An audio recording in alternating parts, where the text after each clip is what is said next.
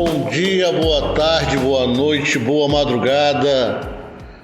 Começa o Moeme-se, o seu podcast. Hoje nós vamos conversar com o aluno de Sociologia da UFC, ex-aluno do Moema Tavra, Wesley. Wesley, muito obrigado por ter vindo. E eu queria que você se apresentasse pra gente. Quem é você? Bom dia, pessoal. Sou Wesley, mais conhecido como Ed, né? Sou aluno da Universidade Federal do Ceará, do curso de Ciências Sociais. Sou ex-aluno do Moema, morador aqui do Pirambu. Hoje em dia eu sou pesquiso Alzheimer, no laboratório o núcleo de estudos sobre sexo, sexualidade, gênero e subjetividade. Estou num projeto de extensão pelo Laboratório de Antropologia e Imagem, chamado SinteraCast, que também é um podcast. E é isso, eu sou daqui mesmo, criado aqui, estudava no Moema desde 2017, vim pra cá de novo no ensino médio quando eu voltei do liceu. E é isso, estou aqui hoje estudando, 4º semestre, Ciências Sociais. Wesley, o objetivo de hoje é te conhecer. Como é que um ex-aluno do Moema conseguiu ter sucesso e estar na UFC? Então eu queria começar, fala pra gente como é a sua família, como é o seu núcleo familiar. Mancho, hoje em dia eu moro com minha mãe, meu pai e minha irmã. Meu pai é o único formado, né, de ensino médio. Minha mãe é semi-analfabeta, minha irmã está agora no 3º ano. Na época quando eu passei, ela estava no 2º. Sempre foi minha perspectiva de vida, estudar, né, ensino. Mesmo com todas as coisas que acontecem, né, de brincadeira, enfim, diversão, essas coisas. A gente acaba, desfocando um pouco, sendo não tão o foco principal, mas a gente sabe que para você ser alguém vindo da onde a gente vem, é só estudo. E se não fosse incentivo também, de muitas pessoas, da minha mãe principalmente, de professores daqui, os primeiros professores como a professora Vanessa de História, o professor André, a própria Luciana, enfim, a gente não tinha chegado, né? Eu comecei aqui em 2017, no 6º ano. Fiz meus amigos aqui, minha base de amigos veio daqui. Tive minha base de ensino fundamental aqui todinha. Saí pro médio, fui pro liceu. Também lá tive apoio da professora Fernanda, professora de Sociologia. E saí de lá também, porque trabalhava, né? Trabalhei 1 ano nos Correios. E depois eu voltei pra cá, depois de rodar por umas escolas, voltei pra cá até 3º ano. Aí depois eu saí de novo pra voltar pro liceu. E eu acho que o que me fez mesmo passar, né, ter o sucesso, foi a galera puxando a minha orelha, porque eu tenho ciência do quanto eu sou capaz das coisas, mas também o quanto eu me distraio fácil. Então, se não fosse principalmente o André em 2023 puxando a minha orelha e tal, eu acho que seria um pouquinho diferente do que poderia ser, né, meu futuro. Ele que me incentivou a leitura, a escrever e tal. Então, acho que eu dou a maior prioridade a 2 professores pela minha nota, né? Eu tirei 980 na redação. Foi o professor André aqui e a professora Claire, que era minha professora de redação no liceu. Então eu devo muito isso a eles, entendeu? Então, basicamente é isso. Eu acho que foi as pessoas com que eu tava e como elas me tratavam pra me fortalecer. Pra eu poder correr atrás do que eu tava querendo. Você falou que a sua mãe um pouco estudou, né? E o seu pai tem o ensino médio. Mas você falou que foi incentivado por eles. Como é que uma mãe com pouco estudo conseguiu incentivar o filho a estudar? Conta pra gente. A mostra da realidade. A gente não tem, né, uma vida boa e tal. Até hoje não tem. E antes mesmo de eu nascer, minha mãe também não teve, entendeu? Ela viajava muito pra, trabalhar em casas. E minha mãe não é daqui de Ceará, minha mãe é do interior da Bahia. E vivia, fazendo faxina, essas coisas, doméstica. E aí ela mostrava isso pra mim, é isso que tu quer? Aí eu falei que não, né? Então estuda pra ser alguém na vida. Então eu acho que o choque, o que faz mais a pessoa se tocar para você correr atrás de um objetivo, é o choque que a pessoa pode ter de não consegui-lo, né? Do objetivo. que pode ser até um objetivo bobo, né? Tipo, entrar numa faculdade e tal, mas para uma pessoa que veio daqui, tipo, periferia e tal, isso abre muitos caminhos, entendeu? Tipo, por exemplo, eu faço licenciatura, né? Então, pra mim já abre um caminho gigante, tipo, pra um concurso, algo assim, entendeu? Algo que nem nos meus melhores sonhos eu poderia imaginar quando eu era um pivetezinho lá de 2022, 2021, entendeu? E hoje eu consigo pensar nisso, sonhar com isso. Pode ser uma realidade, uma concretude, né? E eu devo muito isso principalmente à minha mãe, pela minha mãe ter falado sempre, não queira ser igual a mim. E o seu pai trabalha com o quê? Hoje em dia meu pai é vigia, tipo, faz bico, né? Mas ele também foi outro, foi um fio condutor principalmente, por causa como ele era já formado no ensino médio, ele se formou em EJA, né? Foi em EJA. E então ele falou também a mesma coisa, não queira ser igual a mim. Tipo, eu tenho ensino médio, beleza, mas eu poderia ter muito mais coisas. E não aconteceu, beleza. Eu entendo muito bem que escolhas, coisas que aconteceram, tardaram, né? Mas se eles estão em uma situação que é desfavorável, tanto para eles, tanto para mim, e eles mostram como isso é desfavorável, tanto para eles, tanto para mim, eu não vou querer ser igual, né? Amo meu pai e minha mãe, mas o que eles passaram, eu não quero isso para mim, nem para os meus piores inimigos. Mas se não fosse por isso, talvez eu cresceria com uma outra mentalidade. Tipo, de não querer procurar uma graduação, não pensar numa pós, até mesmo estando já na graduação, entendeu? Eu acho que é isso. Você falou que faz licenciatura. Muita gente que está nos ouvindo não sabe o que é licenciatura. Diz pra gente o que é a licenciatura. Existem 2 modos, 3, né, no geral: tecnólogo, bacharelado e licenciatura. No meu curso, Ciências Sociais, tem dois modos, né? Bacharelado e licenciatura. Bacharelado é resumindo assim, né, tipo, simplificando, é o pesquisador. A pessoa que vai, pesquisa, trabalha com a área especificamente da área. A licenciatura é o que repassa os conhecimentos, né? O professor, entendeu? Tanto o professor universitário, que hoje em dia não precisa ser né, não precisa ser licenciando, pode ser bacharelado, e o professor de escola, enfim, de ensino básico, né? Que literalmente estuda para você dar aula, né? Você um professor. Basicamente é isso. Você tem lembrança dos seus primeiros professores, aquele que te ensinou a ler e escrever? Fala como era o Wesley criança como aluno. Qual é a sua primeira lembrança como aluno? A primeira lembrança de sala de aula, de turma, de professora, como é que é? Eu tenho uma lembrança muito engraçada que eu era muito atentado, né? E eu tinha aquelas mochilazinhas de rodinha, né?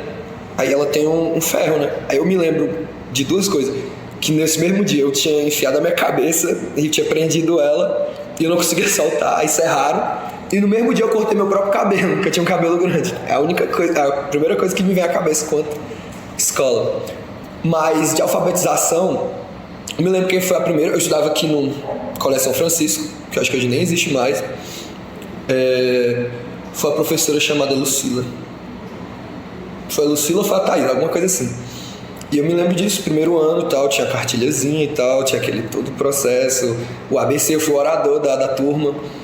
Enfim, foi algo que eu já tinha sido alfabetizado antes, né? A gente é alfabetizado no primeiro ano. Eu já sabia ler e escrever no Jardim 3, né? Jardim de Infância 3. Só que tem a burocracia e tal.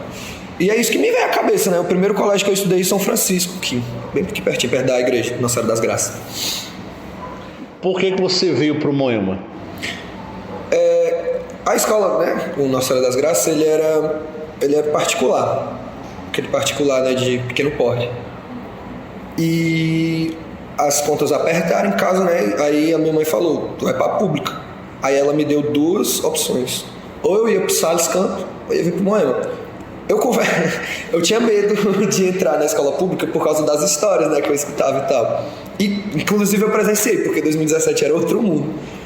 Mas eu fiquei com mais medo do Salles por ser mais longe.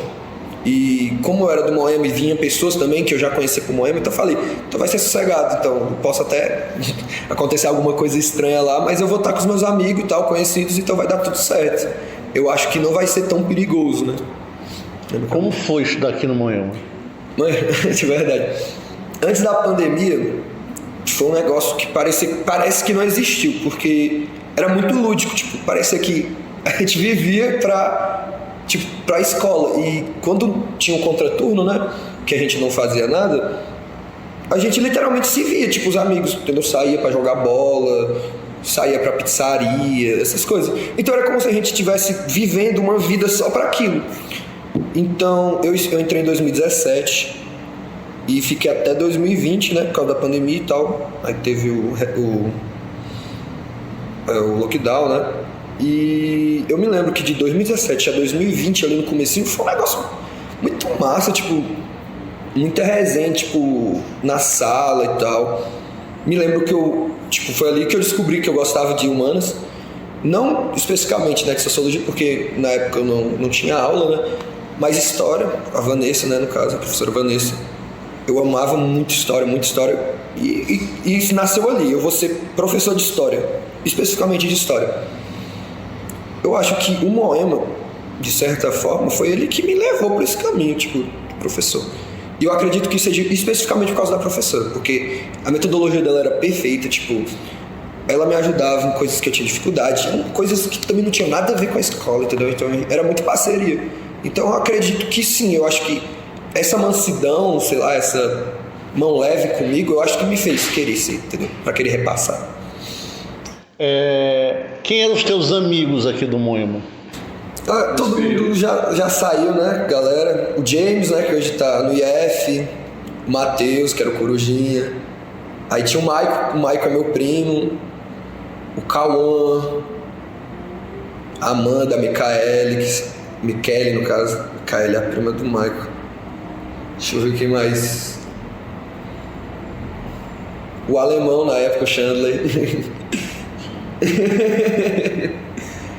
Em 2017 tinha 2 meninos que hoje não sei por onde andam mais, que era o Ícaro, cabelo cacheadinho, e o Yuri. O Yuri, ele tava até aqui quando eu terminei, mas hoje em dia eu não sei por onde anda. Você vê uma galera assim, que hoje em dia eu ainda mantenho contato. O Andrew, o Gabriel Alex também passou pra UFC, Sistemas e Mídias Digitais, ele tá lá.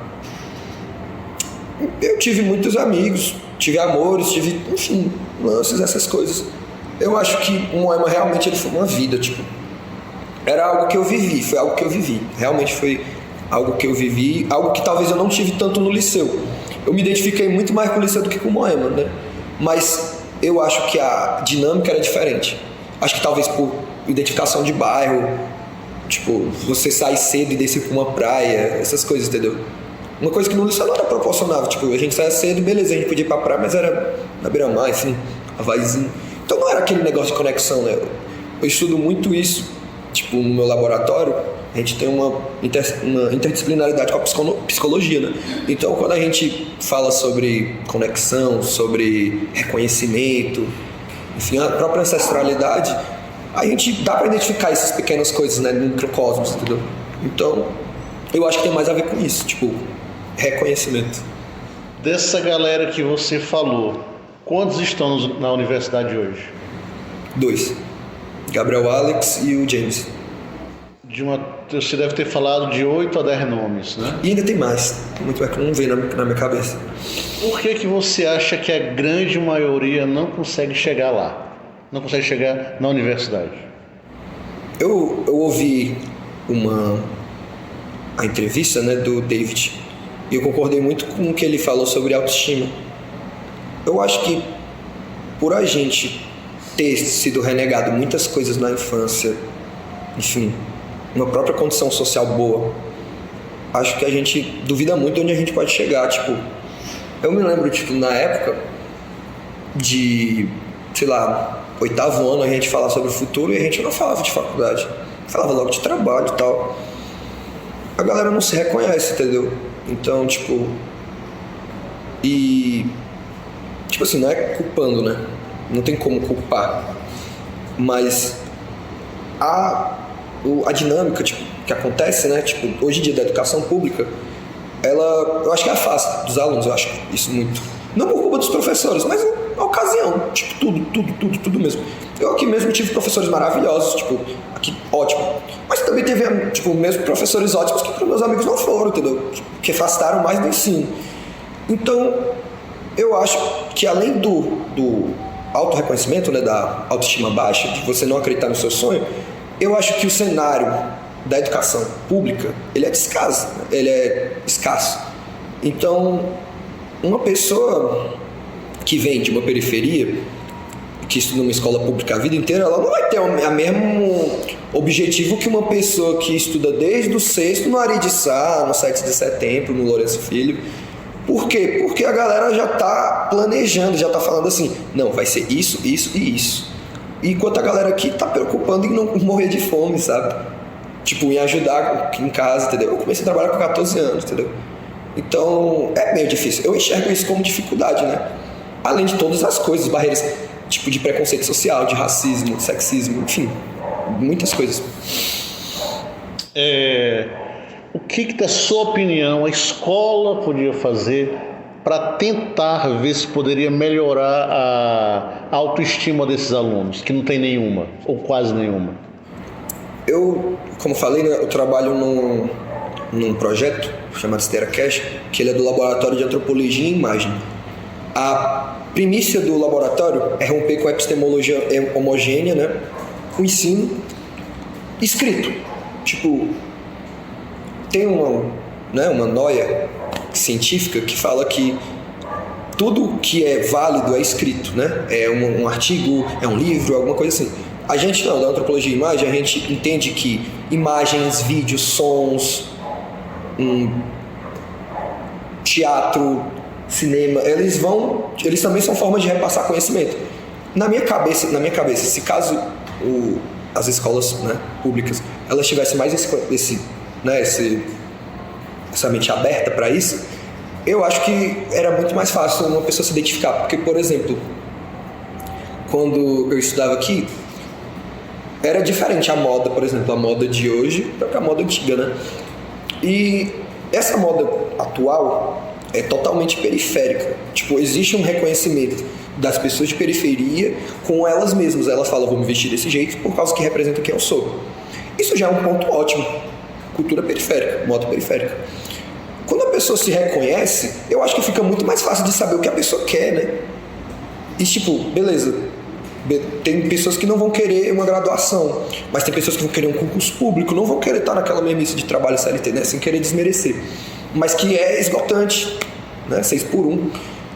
Então, eu na minha cabeça, eu acho que é a falta do reconhecimento de si, né? Tipo, da escola, ela dá essas ferramentas da pessoa se descobrir. Um desfile de moda, tipo um ensaio fotográfico, uma peça de teatro, uma produção de um curta, uma música que as pessoas possam se identificar, entendeu? Eu acho que aquele negócio que aconteceu quando eu era daqui, eu era presidente do Grêmio, que eu botei música no intervalo, eu acho que ajudou muito. Por causa que quando a gente bota um forró de favela, por exemplo, a pessoa está se enxergando num ambiente que normalmente você não se enxergaria. Você nunca vai chegar numa escola, você vai pensar, meu Deus, tá tocando Conde do Forró, tá tocando a Loba aqui, coisa que eu escuto lá na minha rua, se liga? Então, tipo, dá pra você ter um reconhecimento, e eu acho que isso vai te falando, meu Deus, isso aqui é legal, isso daqui vai ser útil, isso aqui eu me reconheço, entendeu? Na minha cabeça isso é assim que funciona, entendeu? Onde foi que a escola falhou contigo? Eu acho que principalmente nesse de me autoconhecer, tipo, dar as ferramentas para eu me autoconhecer. Eu me autoconheci muito no liceu, isso eu tenho consciência disso. Mas eu acho que quando eu entrei, principalmente, era o quadro, tipo quadro de professores, que era muito, muito bagunçado. E tinha vezes que eu chegava, tinha 50 minutos de aula e ia embora, 2017. Eu lembro muito bem disso. Teve vezes que eu chegava, só tinha uma aula e ia pra casa. Fazer o quê? Eu ia jogar pra quadra. Entendeu? E eu acho que o pecado maior da escola é literalmente o descaso com os funcionários, que vai ser consequentemente com os alunos, entendeu? É uma escadinha. Se lasca primeiro de cima, pra depois se lascar o mais de baixo, entendeu? Eu acho que é isso. Eu sinto pela tua fala que o liceu foi muito importante. Qual é o ponto principal, o ponto fulcral ali do liceu, dessa importância que o liceu teve pra ti? Ou tem? Eu acho que é o fato deles não deixarem você a mercê, tipo, não era como também isso aqui não deixasse, né? Mas é por causa que era integral. Então, eu obrigatoriamente tinha que estar lá o dia todo. Então, era literalmente aula toda hora. Beleza, método, né? Que eu não concordo, métodos que eu não concordo, mas que existem e funcionam, querendo ou não. Então, toda hora eu tinha, por exemplo, 2 matemáticas e tinha, às vezes, 3 aulas de matemática no mesmo dia. Tinha aula de redação todo dia, praticamente. Então, eu acho que, mesmo sendo aquele negócio exaustivo, que esgota por causa que a metodologia não é boa, mas que funciona, de tanto você bater, a pedra vai quebrar. Então, eu acho que o que me segurou foi isso. E eu acho que também, saindo do lado acadêmico, eu acho que são as pessoas que me rodeavam. Tipo, conheci muita gente nova e tal, gente de outros bairros que me levaram para outros bairros. Eu acho que um negócio, se eu tivesse continuado aqui, eu ia ficar muito preso aqui. E beleza, eu amo aqui demais, muito amo meu bairro, mas eu acho que você se limitar a um ambiente, eu acho que isso é prejudicial. E eu conhecendo novas perspectivas, novas pessoas, novas vivências, eu acredito que cheguei a um ponto de me conhecer. Tá, eu não quero mais história, mas quero ser professor. De quê?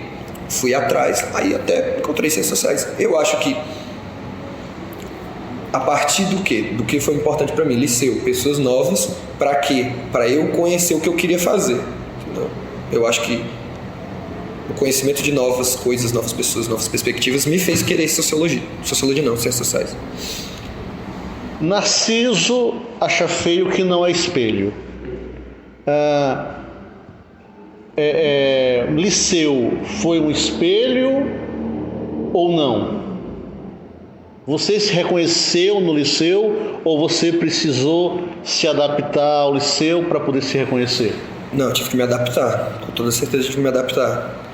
Porque era uma coisa que eu estava totalmente desacostumado, né? Tipo, integral, pessoas novas, pessoas que eu nunca vi na minha vida, pessoas de outros tipos. Culturas novas, né? Enfim.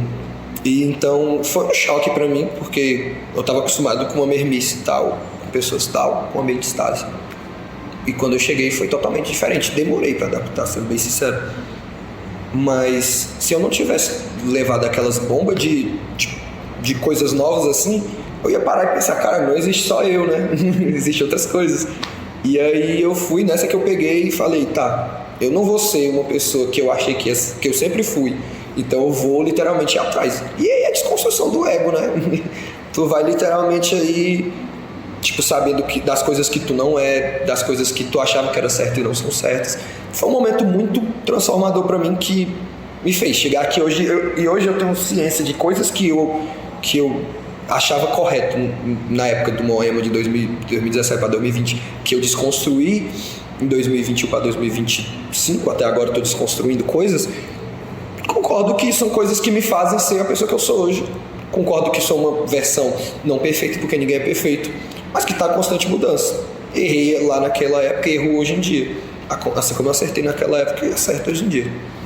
Fala pra gente o que você achava correto e você ao longo desses anos foi desconstruindo. Eu tinha opiniões sobre a comunidade, né? Comunidade LGBT e tal. Acabei me desconstruindo tanto que me descobri, né? Eu sou bissexual. Você chegava a ser homofóbico? Já, muito. E eu acho que por esse ambiente, inclusive, no próprio ambiente que eu me encaixava, né? Questões sobre racialidade, estudei muito. Nenhum me considerava uma pessoa preta, eu sou uma pessoa preta, considero. Religião, acreditava muito naquele bagulho cristão, tal, pautado. Não, desconstruí bastante. Questão política eu sempre fui, enfim, esquerdão. Nunca gostei das coisas que aconteceram no cenário político ali de 2018 a 2022. Mas eu era aquele cara que era bem aquele estereótipo de machão, tá? Não tem frescura, homem não pode chorar. Beija homem, coisa essa, entendeu? Então, quando eu entrei em 2022, eu fiquei pensando, tá, eu acho que são coisas que não são tão legais de ser faladas, de serem pensadas, e eu tô começando a duvidar de que eu seja até as coisas que eu tô falando é mal, né? Então eu parei e falei, tá, coisas que eu erro. Anotei tudo. Quando eu passei dessa época todinha, eu comecei a fazer terapia, pra tentar, né, entender realmente se isso era isso, se aquilo era aquilo. E coisas foram aparecendo, coisas foram sendo explicadas, recalques foram sendo expostos, traumas, enfim. Então, beleza, o liceu foi sim uma coisa que me fez desconstruir. Eu sou um cara bem desconstruído e tal, com coisas que, né, comparado 2017 ali até 2020, mas foi um chão que foi ruim, porque tive que me lascar um pouco, né, sofrer um pouco, enfim, coisas que eu não percebia o que era um racismo, o que era homofobia e tal. Depois eu comecei a parar. Bizarro, né? Mas são coisas que levei, tratei e tô tratando, né? Porque é constância. E é isso. Você se descobriu negro na faculdade ou no liceu? Eu não me descobri, tipo, negro na hora, né? Eu falava, tá, eu pensava que eu era um branco. Só que no liceu a gente tinha muito assunto sobre racialidade e tal, até que uma professora falou, por exemplo, tal, pessoa tal, aí o Ed Pardo. Pardo? Aí eu fiquei, Pardo, o que é isso? Aí eu fiquei assim na cabeça, né? Aí eu cheguei em casa e fui comparar. Meu pai é preto, minha mãe é branca e minha irmã é branca. E eu sou nem tão preto como meu pai, nem branco como a minha mãe. E aí eu fui atrás e tal, comecei a pesquisar e tal, falei, meu Deus do céu. Fui ver fenótipo, essas coisas. Aí tá, rompi com esse véu, né?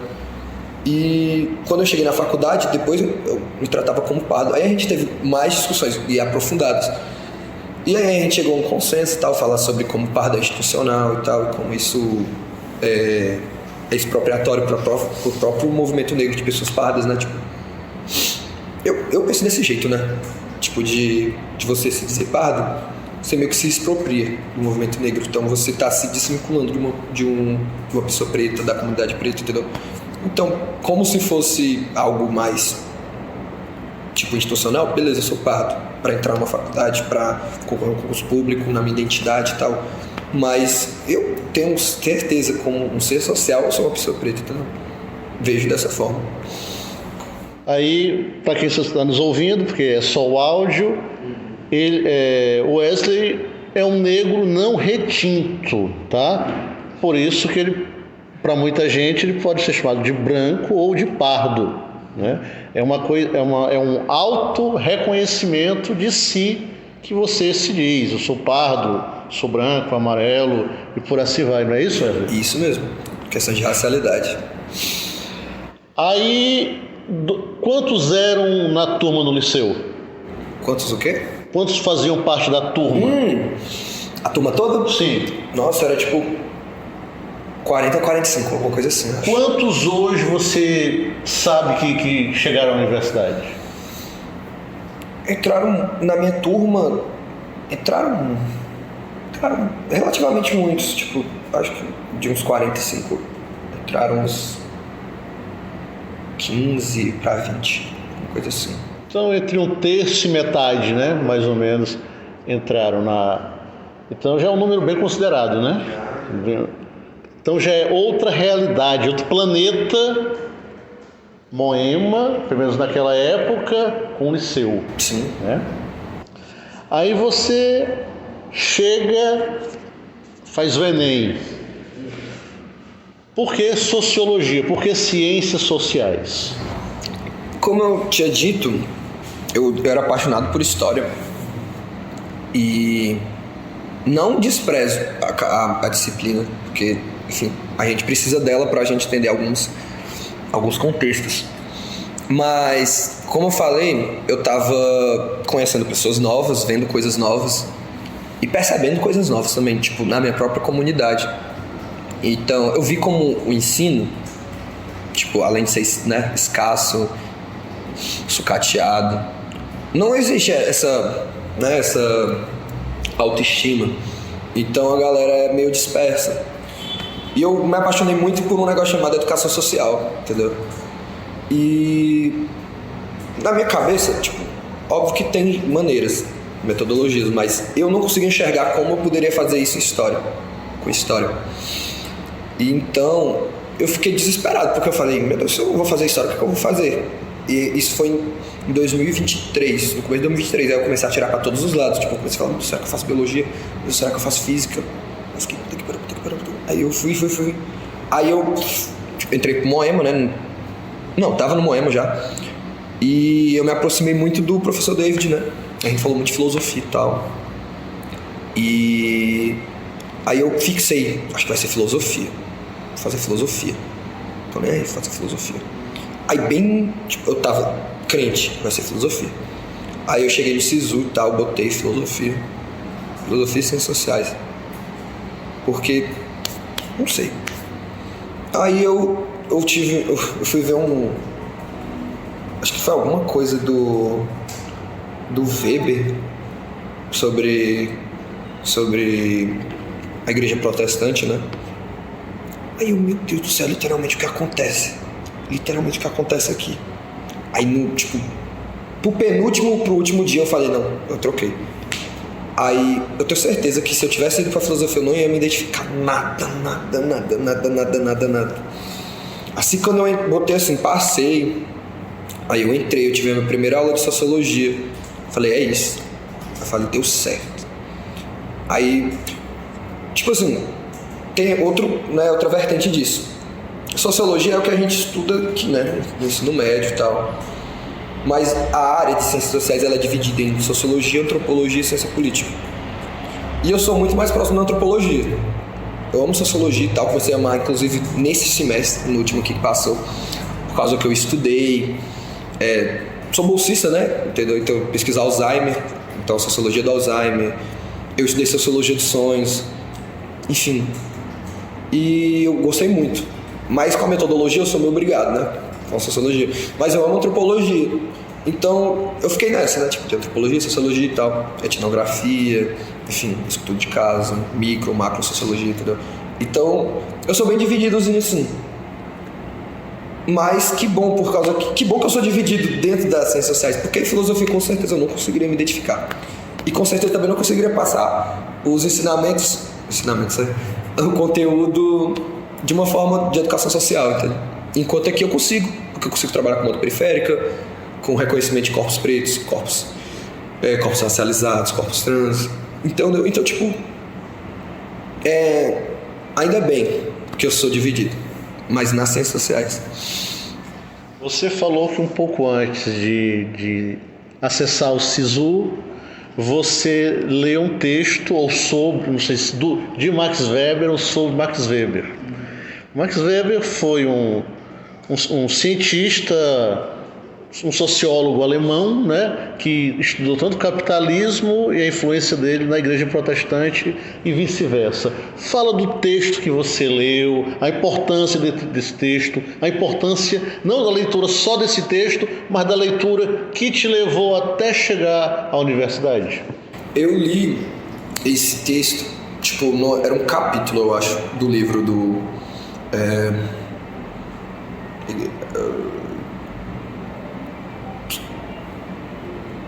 alguma coisa, Espírito do Capitalismo, eu me esqueci qual é o nome, mas é o livro do Max Weber. É o mais conhecido, que me fugiu agora o nome. Ética Protestante, isso. Ética Protestante e Espírito do Capitalismo, isso mesmo. Livro muito bom, recomendo. E aí a gente, tipo, tava estudando a diferença do catolicismo com o protestantismo. Isso.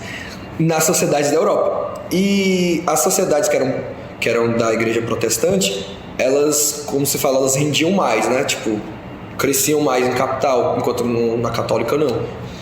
E nisso eu observei, tipo, né, imaginação sociológica, eu pensei, meu Deus, como é que é a favela e tal, tipo assim, não é, porque é muito difícil falar desse jeito, mas como ela é muito dependente, tipo, da igreja, e como a igreja ela consegue influenciar outras camadas. Tipo, a gente vê muito hoje em dia o crescimento da extrema-direita nos territórios de comunidade, periferia. E a gente não entende, meu Deus, por quê? Por que será? E a gente estuda isso em sociologia como uma forma, tipo, de adentrar um território disfarçadamente, que é você não entrar com discurso político de primeira, né, que é o caso das igrejas, e quando do nada aparece discurso político. E aí eu comecei a ver isso e pensar, meu Deus, isso aqui acontece aqui, isso aqui acontece ali, isso aqui acontece aqui. Eu não ia conseguir pensar isso com filosofia. Posso até conseguir, assim, estudando metodologia e tal, mas eu não conseguiria na época. E eu falei, eu quero ciências sociais por causa da sociologia de Max Weber. E aí foi nisso que eu cheguei. Hoje em dia eu estudo muito Max Weber, gosto muito. Hoje em dia eu sou influenciado por um cara que foi influenciado por ele, sou goffmaniano, e Goffman ele se inspirou em Weber. E então eu trago, né, elementos do Weber para mim. E agora, como é o seu hábito de leitura de criança até o final do ensino médio? Conta pra gente. Você lia muito, lia pouco? O que é que você lia? Ou não lia nada? Como é que era? Quando eu estava no São Francisco, ali no ensino fundamental, né? Como eu falei, eu fui alfabetizado antes. E eu gostava muito de ler, muito, muito, muito mesmo. Eu lia, tipo, fabulazinha pequenininha, coisa pequena. E gostava de escrever crônica. Gostava muito de escrever crônica. Coisinha besta, né? De criança. Aí teve um lapso, tipo, até o 5º ano eu lia muito.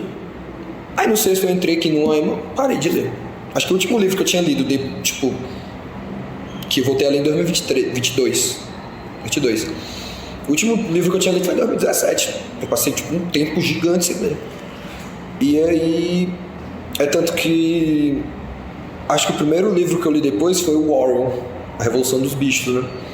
Excelente. E aí eu comecei a ler muito, um em cima do outro. Eu não sabia o que eu queria, né? E na época eu estava fixado em filosofia, então eu comecei a ler Nietzsche, na doida, né? Na doida mesmo. Nietzsche, Marco Aurélio, o Sartre.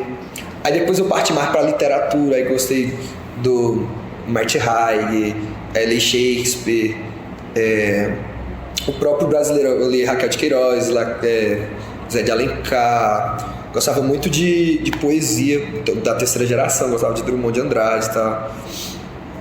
É da terceira, né? Terceira geração modernista, a geração de 45. E amava muito a Cecília Meirelles, gostava muito dos poemas dela e tal. Então, eu lia muito, tipo, de 2012, ali, 13, até 2016, para passar de 2017 até 2021 sempre pegava um livro, para a partir de 2022 eu voltar a ler. E hoje eu leio muito, muito, muito, muito. Tem que ler, né? Senão não avança. Mas a diferença é que agora eu leio muito texto acadêmico, que tipo, cansa muito mais. Mas eu não deixei a literatura de lado. Voltei a ler muito Shakespeare, gosto muito de Shakespeare, Romeu e Julieta, Hamlet, gosto muito demais. E comecei a ler algo mais algo, como posso falar, decolonial, né? Então, Itamar Vieira Júnior, Fuchs, deixa eu ver o que mais, Krenak. Então eu gosto muito dessa pegada latinizada, mais nativo, né? Como indígena, né?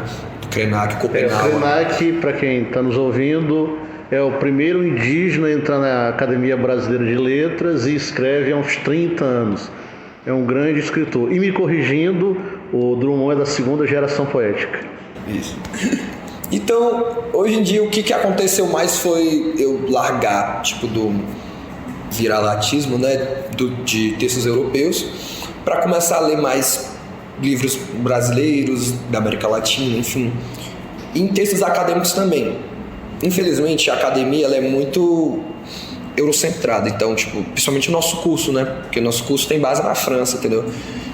E então a gente lê muito autores franceses. Durkheim, Mauss, Bourdieu, enfim. E Bourdieu é muito bom. Bourdieu é bom, eu gosto de Bourdieu. Também sou bourdieusiano.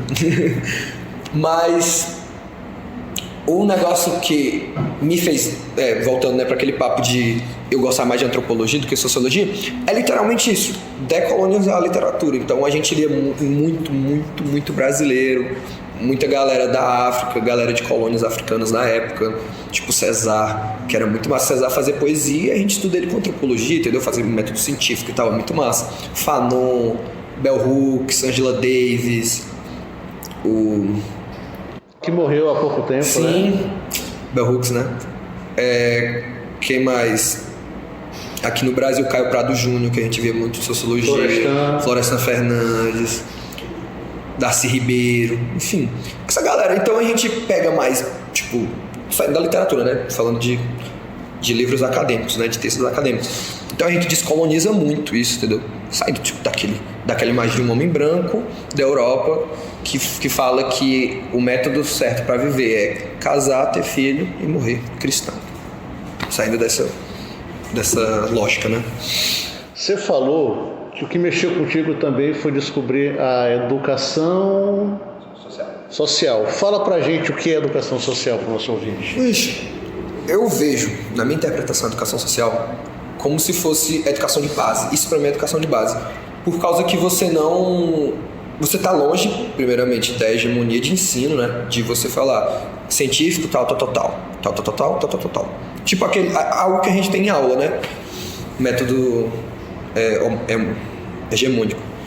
A gente vai aprender a partir de vivências e, óbvio, não sai do cientificismo, né? Por causa que realmente grade curricular tem que acontecer. Mas de uma maneira mais didática, entendeu? Tipo, trazendo o que a galera vê, presencia e vive. Por exemplo, eu tive uma cadeira de metodologia, e eu vou trazer isso, inclusive, com o trabalho. E eu fiz uma pesquisa sobre formas de um jogo chamado Todo Mundo Conta. Então a gente tem o peixe-pôde, né? Que a galera conhece aqui como peixe-pôde, mas também tem pituinha, tem os quebra, farofinha, enfim. E nisso a gente pega o quê? Faz um estudo muito massa sobre linguística, sobre variação linguística, entendeu? Sobre vivência, sobre escrevivência, português, entendeu? Então a gente literalmente pega isso tudo e, por exemplo, faz uma aula de português. Tipo, trazendo literalmente o que as pessoas gostam, o que as pessoas veem, entendeu? O que as pessoas entendem. Por causa que a gente teve até uma aula sobre isso, que é a periferia intelectual. A galera sofre muito racismo epistêmico, entendeu? Tipo, de você não pode falar nada que não esteja fora da academia, nada que seja moralmente correto ou que esteja correto segundo os olhos da academia, entendeu? Então, muitas pessoas que têm conhecimentos, por exemplo, de saber um peso, tipo, por pegar um peixe, é desfeito, entendeu? Meu Deus, magia, sei lá, é besteira, entendeu? Ou é mentira, assim como os Profetas da Chuva, que é um bagulho que é muito massa, e a galera descredibiliza por causa que é uma galera que é do interior, que não tem dinheiro, entendeu? Enfim, da maioria preta. O que é empírico não vale, né? O que não é empírico não vale, pois é, literalmente isso. Aí você entra na UFC. Conta pra gente como foi o impacto de ser um periférico chegando na Universidade Federal do Ceará. Mancho, eu tive sorte porque na licenciatura são várias pessoas iguais a mim. Tipo, deu pra se identificar, tipo assim, de cara. Só que a gente, no último dia da semana introdutória, a gente se encontrou com a galera do bacharelado. E a galera do bacharelado é totalmente diferente do que a gente. A gente, acho que identificou 3 pessoas que eram de escola pública, enfim, favelado. O resto era tudo de escola particular, que não queria o curso, que queria direito ou psicologia. Enfim, foi algo mais chocante quando a gente viu a galera do bacharelado, entendeu? Porque é bizarro, tipo, eu ter saído do liceu, ter ido pra licenciatura e tal. Fui com um amigo, inclusive, um amigo que estudou comigo, foi pra Ciências Sociais também.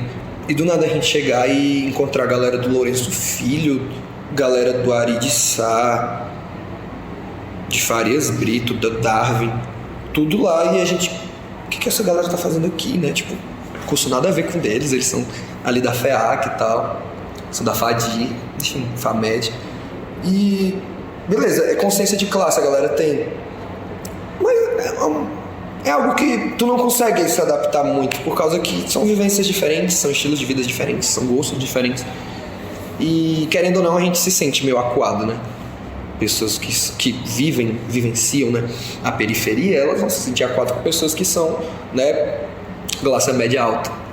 E eu vivi muito isso. Quais são as dores e as delícias de ser um aluno de Ciências Sociais? Primeiramente, eu acho que você tá fazendo o que gosta. Tipo, se você é um aluno de Ciências Sociais e gosta do curso, você vai se amarrar, tipo, de verdade, vai ser muito, muito massa. As pessoas são muito, muito boas. Pessoas que você consegue conversar por muito tempo, não perder o assunto. Parte boa são festas, né, também, sempre tem. Mas a pior parte que eu considero é a carga que você vai ter que assumir para você pegar. Eu acho que é o curso que mais você tem que ler. Tem uma carga horária gigante.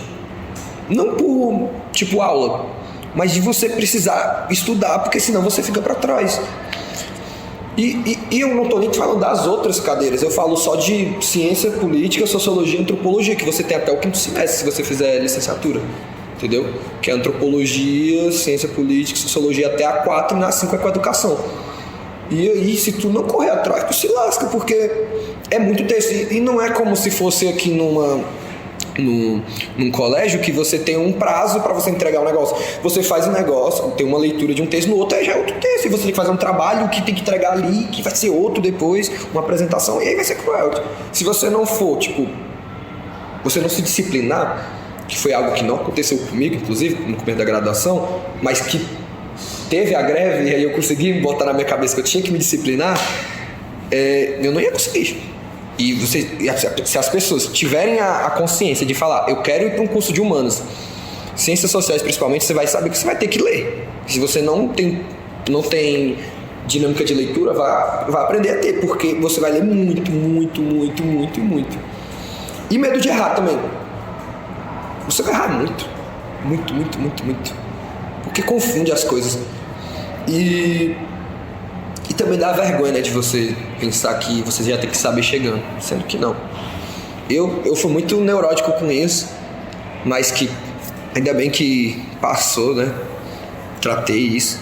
E hoje em dia eu falo, não sei, mano. Porque eu não sei. E, pô, aprendo.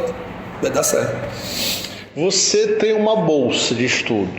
Como é que você conseguiu essa bolsa? Diga para o ouvinte como é que se consegue uma bolsa na universidade. Vou falar das famosas, né? Que é o PIBIC e o PIBID, para quem é de licenciatura. Licenciatura, o PIBID é o Programa Institucional de Bolsas de Iniciação à Docência, enquanto o PIBIC é o Programa Institucional para Bolsas de Iniciação Científica. Eu sou PIBIC, né? E eu não tinha conseguido o PIBID. E foi uma sorte, foi uma coisa muito boa. Eu estava numa extensão de Sociologia dos Sonhos, né? Em que a extensionista, ela era bolsista desse meu professor, que hoje em dia é meu orientador. E aí eu perguntei se tinha algum trabalho no laboratório e tal. Ela falou que não sabia, mas que podia perguntar. Mas parece que foi intervenção divina.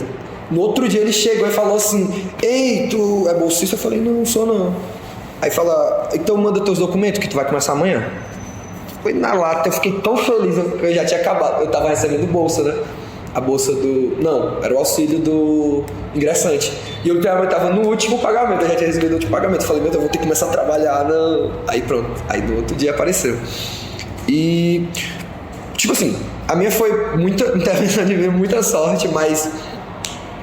Tipo assim, o PIBID foi edital. PIBID é edital. PIBIC também costuma ser edital. Mas se você ficar muito próximo assim, do professor, dar os queixinhos, tipo, chegar perto, entendeu? Você consegue. Tem que saber viver. Tudo é sobre você saber do que está acontecendo, você se inteirar do que vai acontecer, você chegar perto das pessoas que você tem que estar perto, entendeu? Na hora certa, no momento certo, vai dar certo. Fala o que você estuda para receber essa tua bolsa. Como eu falei, é Sociologia do Alzheimer, né? Então, eu estudo Sociologia, Psicanálise, História, Literatura e eu acho comportamental também. Acho que estudo comportamento. Então, vamos começar do começo. Sociologia do Alzheimer. O que é sociologia do Alzheimer? A sociologia do Alzheimer é uma raiz da sociologia da saúde, né? No caso, na minha pesquisa, a gente não está estudando em si os acometidos do Alzheimer. A gente está estudando os familiares ou cuidadores que estão cuidando da pessoa acometida, né? Então a gente está pensando, ou está estudando, como eles são tratados, como eles lidam com a pessoa se desaparecendo de si mesma. Isso é um livro do Le Breton. E quais são as consequências sociais disso?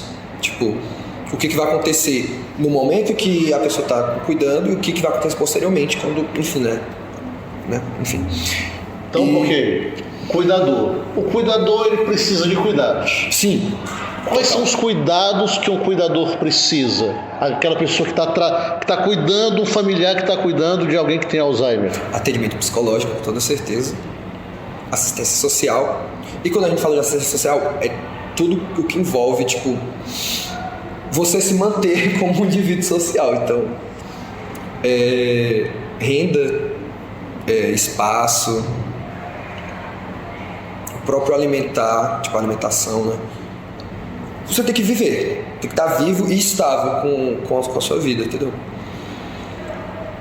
A própria psiquiatria, porque, crendo ou não, a neurose ela pode desenvolver neurose, e neurose, infelizmente, né, pode virar uma doença e tal, que uma coisa que uma terapia, né, uma psicoterapia não vai resolver, só com um atendimento psiquiátrico, enfim, remédios, essas coisas.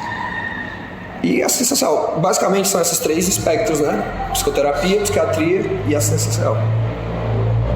Aí você falou que você está estudando literatura também. Sim. Qual é a literatura que você está lendo no momento sobre o cuidador de quem tem Alzheimer? Como é que funciona essa literatura? Fala pra gente sobre isso. A gente estuda... É uma interdisciplinaridade. Então... No caso era para ser do cuidador, mas só que nesse caso a gente está estudando sobre, tipo, a noção de si, tipo, da pessoa e a pessoa se desaparecendo. Teve um texto que eu li, que eu não lembro de quem era. Não lembro. Era uma poesia, tipo, dele falando as coisinhas, e aí ele se esquecendo. Ele se esquecendo até que fica branco. Ele não escreve mais nada. Aí a gente vai, lê, interpreta, e a gente tenta alocar como as pessoas... Aí a gente faz o paralelo com, por exemplo, o Le Breton, que é o desaparecer de si. De você estar vendo você mesmo... Fica se despersonalizando. Você deixa de ser gente. Isso. Quem te dá dignidade é o cuidador. Isso. E o cuidador acaba virando uma pessoa. Porque, às vezes, o cuidador, ele é um filho, é uma filha, é um sobrinho, é alguém da família que a pessoa desconhece. Tipo, a partir de um certo momento, né, da doença, ela acometeu e não sabe mais quem é. E aí a gente estuda como isso gera neurose, né, pra pessoa. Porque imagina você conviver com uma pessoa a tua vida inteira para no final da vida dela ela se desconhecer e se desconhecer assim. Tipo, é forte. A gente teve essa pesquisa, a gente fez essa pesquisa em campo, foi empírico. A gente foi em casa de recuperação, a gente entrevistou pessoas que tinham Alzheimer. E é tenso, é um negócio que baixa muito a energia da pessoa e que teve que ter um negócio muito, muito forte. Antes a gente fez um preparamento e tal. A gente foi na terapia, inclusive. A gente falou sobre como o que a gente ia fazer. Passaram a orientação pra gente, como a gente ia fazer. Depois a gente fez terapia de novo. Porque foi um negócio pesado, principalmente pra mim, foi muito pesado. Eu não tenho, né, conhecidos que tenham, mas eu acho que a coisa que mais geraria neurose em mim era minha mãe não me conhecer. Tipo, de qualquer pessoa do mundo, eu acho que se a minha mãe não me conhecesse, eu acho que seria um negócio absurdo de problemático pra mim, que eu não ia me recuperar tão cedo. E eu falei muito isso, eu pensei sobre muitas coisas depois da pesquisa, a gente tá na fase final já. E a gente literalmente, eu pensei, pelo menos, né? Não sei se a autobolsista pensou, mas eu pensei sobre muitas coisas, sobre aproveitar momentos, sobre eu mesmo, mas também com minha mãe, com minha família, enfim. Coisas que podem sumir, literalmente sumir. Bizarro. Eu não sei se você acompanhou o falecimento do imortal da Academia Brasileira de Letras, o Antônio Cícero, que era irmão da cantora Marina Lima. O Antônio Cícero, ele se descobriu com mal de Alzheimer, era um grande intelectual, poeta e escritor de músicos, né, escritor de músicas, né, compositor, e ele pensou, eu não vou permitir que essa doença acabe comigo. Aí ele foi para a Suíça com o esposo dele, e na Suíça é liberado existe uma eutanásia, e ele foi lá para morrer, para ter uma morte assistida, né? E isso mexe muito comigo, porque a minha mãe morreu de Alzheimer, minha mãe era uma portadora de Alzheimer. Então eu vivi diariamente a despersonalização da minha mãe. Então, desde o iniciozinho, quando ela esquecia de colocar o sal no feijão, ou colocava 2 ou 3 vezes porque tinha esquecido o que tinha colocado. Então, ao longo do tempo, minha mãe foi esquecendo a data de meu aniversário. Minha mãe depois esqueceu que era mãe, então ela dizia que nunca teve filhos, né?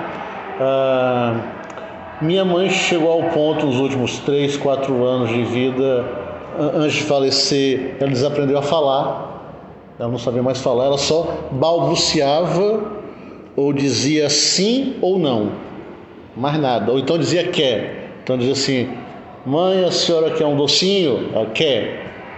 Então, o Alzheimer é uma doença que machuca todo mundo que está em volta, né? Machuca aquele paciente que a cada dia fica se despersonalizando, porque o ser humano, ele é memória. Se ele não tem mais a memória, ele não é mais nada. Ele só é alguma coisa se o cuidador der a dignidade para ele, porque ele é incapaz de fazer mais nada. A questão de higiene, alimento, tudo. É um bebê. Só que o bebê, a cada dia que passa, ele vai evoluindo. E o portador de Alzheimer é evoluindo diariamente. Então, é uma doença que machuca muito, sabe? Eu, como filho, os últimos anos foi um tormento, porque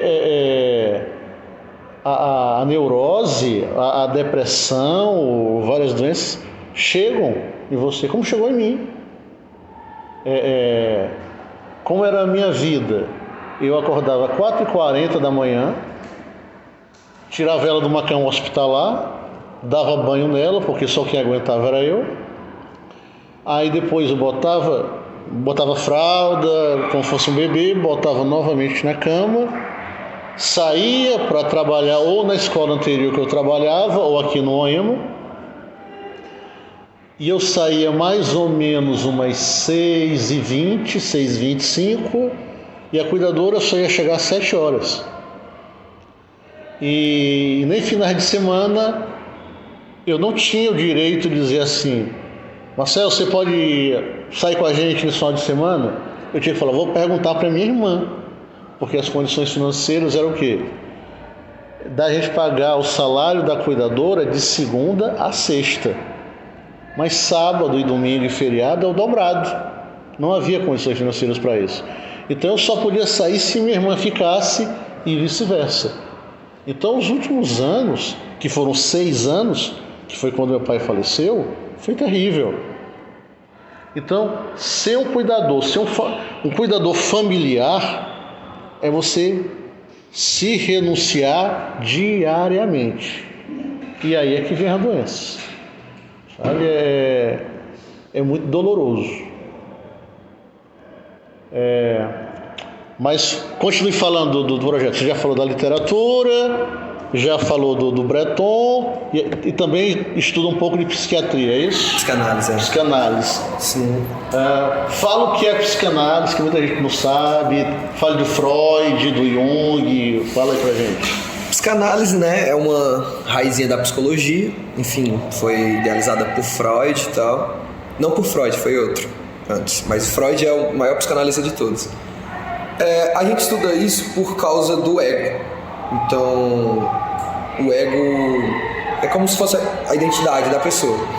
Então, o famoso ID, né?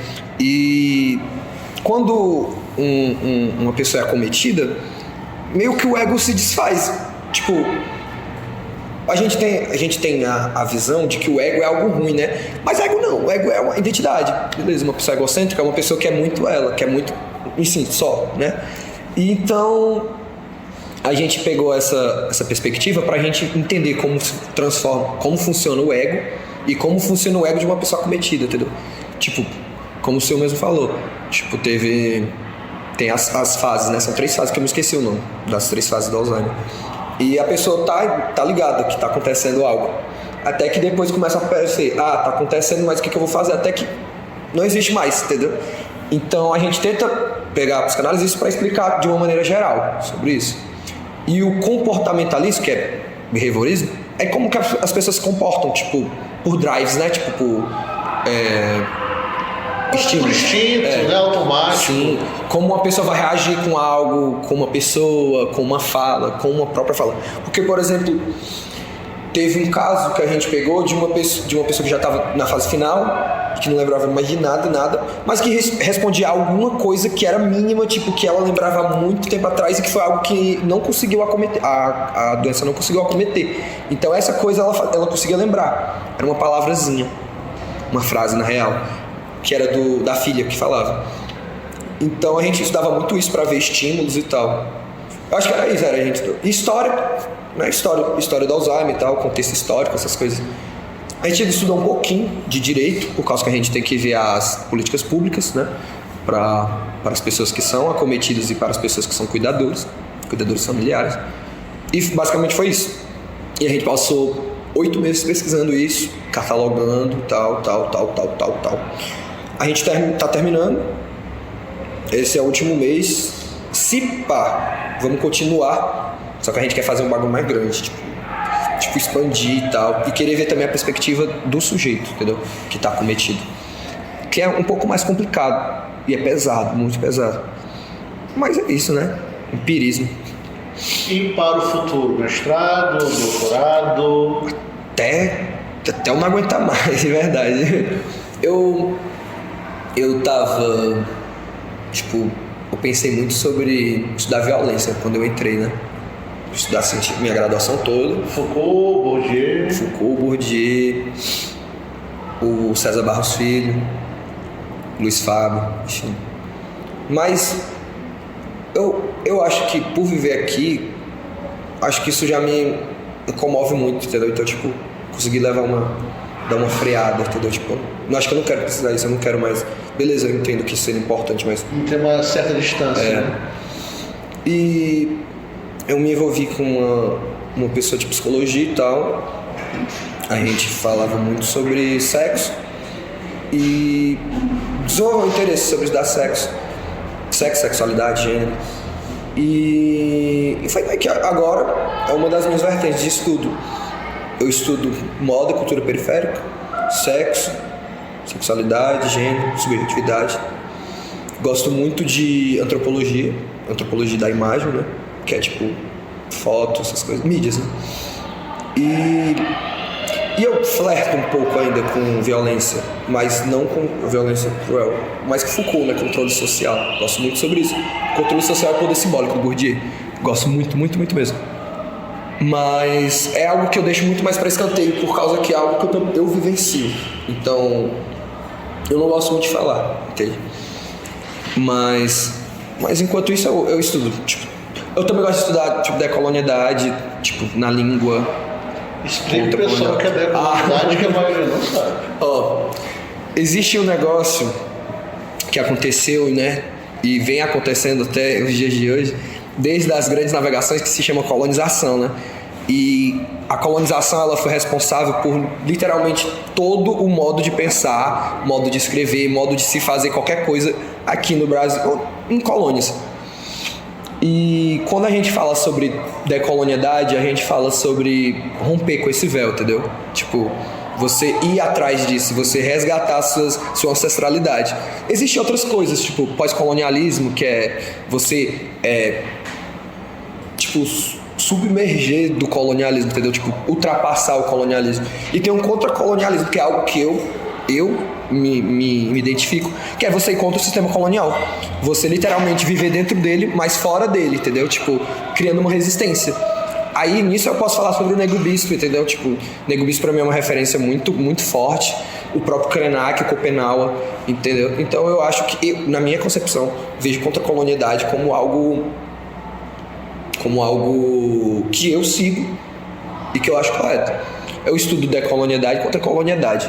Da língua, por exemplo, sobre gírias, estudo sobre gírias, muitas gírias. Eu estudo a decolonialidade sexual, formas de fazer sexo, essas coisas, de gênero, enfim, muitas coisas que envolvem essa área subjetiva e tal da psicologia. E estruturalista também, da própria antropologia, que é linguística, né? É de antropologia. Sassori, né? O Chomsky. Saussure? E o Chomsky? Aí dá zero. Saussure é o pai da linguística. Foi o cara que estruturou o estudo da língua, tá? Isso. Já estamos chegando no final. Queria que você indicasse algumas leituras, alguns filmes e algumas séries. Eita, sério, eu não assisto muito filme. Mas filme eu vou só recomendar brasileiro.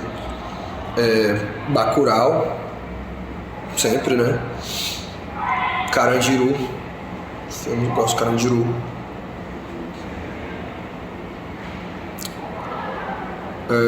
O dia que meus pais saíram férias. Esse. O dia que meus pais tiraram férias. E Madame Satã e Motel Destino, que é um salve pro meu mano Iago, que fez o filme.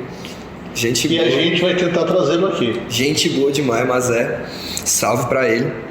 Então, esses, Motel Destino, Madame Satã, Bacurau, Carandiru e O Dia que Meus Pais Saíram de Férias. Filmes. Esses são filmes. Desculpa, livros. Livros, Pensando para esse público aqui, de jovens, tá? De 15, 16, 17, 18 anos.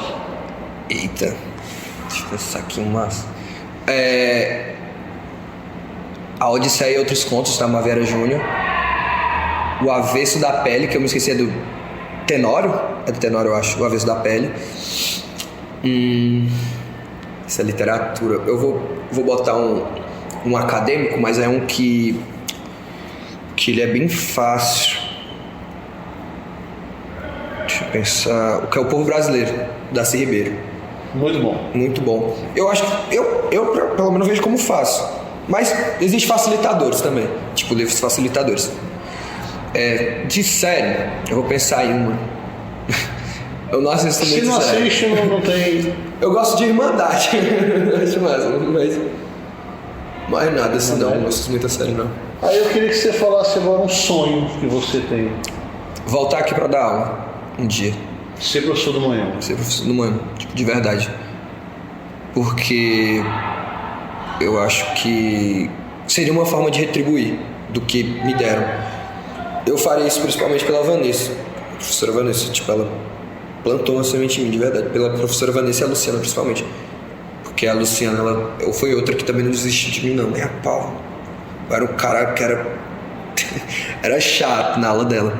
Mas que ela nunca desistia de mim, não. Eu lembro muito bem disso. Ela e a Vanessa. São duas pessoas que eu tenho no meu coração e que eu tenho certeza que foram por elas que eu tô aqui hoje. Alguma coisa que você quer dizer que eu não perguntei? Acho que vocês poderiam me convidar mais no Moema, que eu gosto muito do Moema. Mas que, tipo, acho que nada. Tipo, de verdade, eu acho perfeito. Tipo, como tá, diferentemente de como eu estudava aqui, tá totalmente mudado. Espero que os alunos aqui sejam potências, né? Tipo, potenciais futuros estudantes E que de qualquer coisa eu vou estar aqui presente para vocês, qualquer coisa que vocês quiserem. Eu não vou dar o spoiler, mas o meu projeto, né, que eu falei do Sideracast, ele tem um programazinho de visitar escolas. E o Moema tá na lista. Então, vão vir coisas novas. Daqui pra gente voltar de férias. Quando a galera voltar de férias, a gente vai fazer algumas coisinhas legais aqui. Wesley, muito obrigado por ter aceito o convite, tá? Ótimo. Lembro muito de você em 2019, quando você foi meu aluno do 9º ano. 8º. Né? Era você, o James e acho que era Adriel. Adriel Ícaro. Se não estou enganado, eram os melhores alunos. Adriel Ícaro. Inclusive, hoje em dia ele tá em formação na Marinha Mercante. Tá no Pará. Também quero agradecer ao professor Nailson, que nós chamamos aqui de Fábio Júnior, o hacker do amor, que é quem edita o som, é ele que faz toda o arcabouço para o podcast poder sair, e também o nosso professor Miguel, que é o que posta no YouTube e no Spotify. Você que acompanhou até agora a nossa conversa, quero te agradecer. Peço que você se inscreva no canal. Se gostou, dê o seu like. Se não gostou, dê o seu dislike. Tá ok? Comente e, por favor, compartilhe. Vamos deixar esse projeto do podcast Moema, o Moemice, se espalhar aí pelo Brasil. Tá bom? Tchau, pessoal. Muito, muito, muito obrigado. Tchau.